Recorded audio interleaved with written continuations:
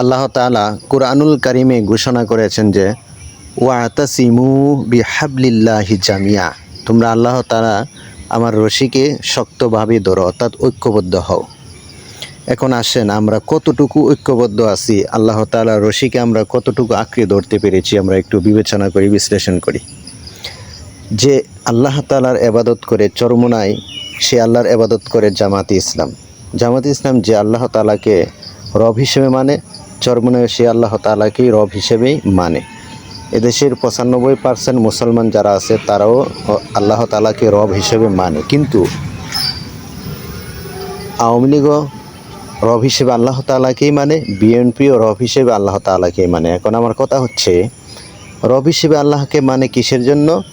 স্বার্থ হাসিলের জন্য কিছু দল, আর কিছু দল মানে এটাকে ধর্ম ব্যবহার করে ক্ষমতায় যাওয়ার জন্য, যেটা গণতন্ত্রপন্থী আওয়ামী লীগ বিএনপি সবসময় করে থাকে। ইদানিং দেখছেন আমাদের ঈদগাহ মাঠে আমাদের জাতীয় মসজিদ খতিব সাহেব উনি টুপি পরাইয়া দিয়েছেন প্রধানমন্ত্রীকে এবং স্বরাষ্ট্রমন্ত্রীকে। ওনাদের নির্বাচনের আগে মাথায় কিন্তু টুপি দিয়েছে, তখন কিন্তু টুপি টাকা ছিল টুপি কেনার, কিন্তু ক্ষমতায় যাওয়ার পরে এখন আর টুপি কেনার টাকা নেই ভাই। এটা কি বলে ধর্ম ব্যবসা? যাই হোক, এদিকে আমার ইঙ্গিত দিতে চাই না। এখন যে নবীকে আমরা মানি সেই নবীকে চরমোনাইও মানে, জামাতে ইসলামও মানে, তাহলে আমাদের দ্বন্দ্ব কেন? আমরা শরিয়া আইনে বিশ্বাসী, শরিয়া আইন চাই, শরিয়া আইনের বিপক্ষে নয়। যারা শরিয়া আইনের বিপক্ষে থাকে, যারা শরিয়া আইনকে মানে না, আমরা কখনোই তাদেরকে সাপোর্ট দিতে চাই না।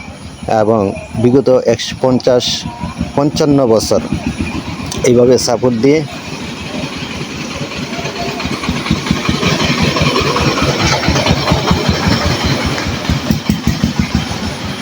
বিগত 50 বছর বাংলাদেশের ওলামায়ে কেরাম, মুসলমান এবং কওমি মাদ্রাসা, আলিয়া মাদ্রাসা যারাই থাকেন সবাইকে আমি বলি যে আপনারা বিগত 50 বছর আওয়ামী লীগকে বলেন, বিএনপিকে বলেন, জাতীয় পার্টিকে বলেন, সবাইকে কিন্তু ক্ষমতায় বসাইছেন।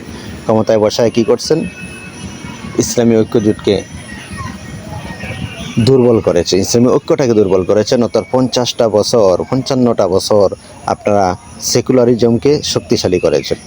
এখন আমাদের আল্লাহ রাব্বুল আলামিন যে কোরআনুল কারিমে বলেছেন যে ওয়াতাসিমু বিহাবলিল্লাহি জামিয়া, আল্লাহ তাআলার রশিকে তোমরা আঁকড়ে ধরো, এই কথার উপর আমরা কয়জন কায়েম আছি? এই কথার উপর আমরা কতজন আছি? এখন এই বিষয়ে কথা হচ্ছে যে ঐক্যের ভিতরে যদি কখনো ফাটল হয় বা ঐক্যের মধ্যে যদি কখনো চির ধরে, আমরা দেখতে পাচ্ছি বারবারই মুফতি আমিনী রহমতুল্লাহ আলাইহি যখন জীবিত ছিলেন এবং শাইখুল হাদিস আল্লামা আজিজুল হক রহমতুল্লাহ আলাইহি যখন ইসলামী আন্দোলন একটা দল করেছিলেন, যে দল বর্তমানে ইসলামী আন্দোলন নামে পরিচিত, ঈশা আন্দোলন হয়েছে ইসলামী আন্দোলন। চরমোনাই এটা নীতি ছিল যে 2 বছর পর পর আমির চেঞ্জ হবে, একজন আমির নতুন করে বানানো হবে, কিন্তু সেই দলের আমির হয়ে বসে আছেন চরমোনাই পীর সাহেব। ওনাকে চেঞ্জ করা যাবে না, উনি আজীবন আমির থাকবেন।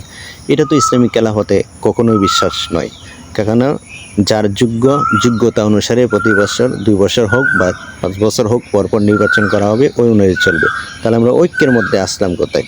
ঐক্যের দড়ি, চরমোনাই বলতেছে আমাদের ঐক্যের দড়ি শক্ত, আমরা ওইটা দড়ি জান্নাতে চলে যাব। খেলাফত মজলিসের ঐক্যের দড়ি শক্ত, ওইটা দিয়ে তারাও জান্নাতে নিয়ে যাবে। জামাতে ইসলামের ঐক্যের দড়ি শক্ত, তারাও জান্নাতে নিয়ে যাবে। মানে এক এক ডালে বসে আমরা এক একজন এক এক ধরনের গল্প শোনাচ্ছি। আমরা এক ডালে যখন আসতে পারবো তখন ইসলামকে শক্তিশালী করতে পারবো, আর যখন ইসলাম শক্তিশালী হতে যায় তখনই চরমোনাই এসে সেই জায়গার মধ্যে কষাঘাত করে সেই জায়গা থেকে ভেঙে চুরমার করে দেয়, যেটা বিগত কিছুদিন আগেও করেছে চরমোনাই যারা ভক্তবৃন্দ আছেন, চরমোনাই পীর সাহেব সবাই। সুতরাং এই জায়গা থেকে আমাদের বের হয়ে আসতে হবে, ঐক্যের মধ্যে থাকতে হবে।